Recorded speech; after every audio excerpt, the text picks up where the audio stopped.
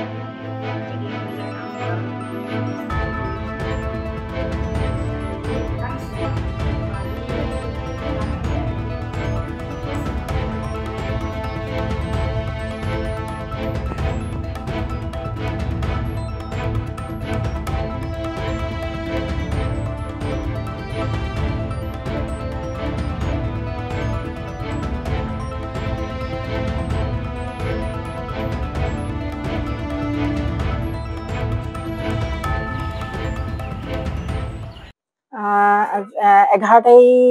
এঘাৰ তাৰিখৰ সেইদিনা পটককে মানে জেনেৰেটৰটো হেৰি হৈ গৈছিলে, কিবা কি কাৰণত গম নাপাম আৰু এনেকে জ্বলি গৈছিলে তাত। তাৰপিছৰ পৰা আমাৰ লগালগ কাৰেণ্টটো ইয়াতো গুচি গ'ল। মানে যোৱাৰ পৰা ধৰক এতিয়া আকৌ কাৰেণ্ট নহ'লে এইটো ICUত নহ'ব যে, সেইকাৰণে বন্ধ কৰি থোৱা হৈছিলে। সেইদিনা আমাৰ ৰোগী প্ৰায় 6গৰাকী মানে আছিলে।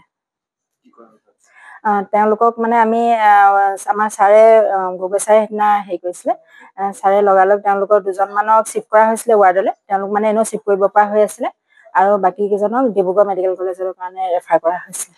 এতিয়া যিসকল ৰোগী আহি আছে চিৰিয়াছ কণ্ডিশ্যনত, তেওঁলোকক কি ধৰণে কি কৰা হৈছে? তেওঁলোকক এতিয়া মইতো ধৰক সঠিক ক'ব নোৱাৰিম, কিন্তু মজবুৰলি চাগে ৰেফাৰে কৰিছে ডিব্ৰুগড় বা যোৰহাটলৈ, যিহেতু ICUটো বন্ধ হৈ আছে। কিমানখন বেড আছে? আমাৰ 12খন আছে।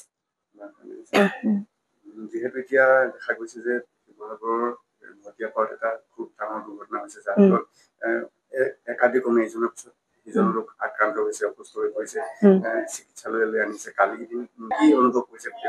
নহয়, আমি অনুভৱ মানে কি, আমাৰ কাৰণেতো আমি ডিউটি কৰা মানুহ, ICUটো খুলিলে আমি ধৰক পুনৰ ডিউটি কৰিম, কিন্তু জনসাধাৰণ হিচাপে জনসাধাৰণৰ অসুবিধা হৈছে বুলি অনুভৱ কৰিছোঁ।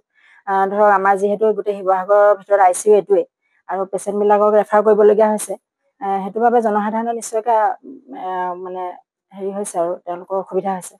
উৰ্ধ্বতন কৰ্তৃপক্ষই আপোনালোকক কিবা ইনষ্ট্ৰাকশ্যন দিছে নেকি কেতিয়ালৈকে? আমাকতো ইনষ্ট্ৰাকশ্যন মানে ধৰক ডেইলি জনোৱা নিচিনাই মানে কাম কৰি আছে তেওঁলোকৰ ফালৰ পৰা, আজিকালিৰ ভিতৰতে হৈ যাব তেনেকে বুলি জনাইছে। এতিয়া খালি বাকী কিমান কি হৈছে, কি প্ৰব্লেম হৈছে, ইমানখিনি কথা আমি গম নাপাম। আমাৰ ছুপাৰিনটেণ্ডেণ্ট ছাৰ বা ফণীধৰ গগৈ ছাৰ তেনেকে তেওঁলোকে জানিব আৰু।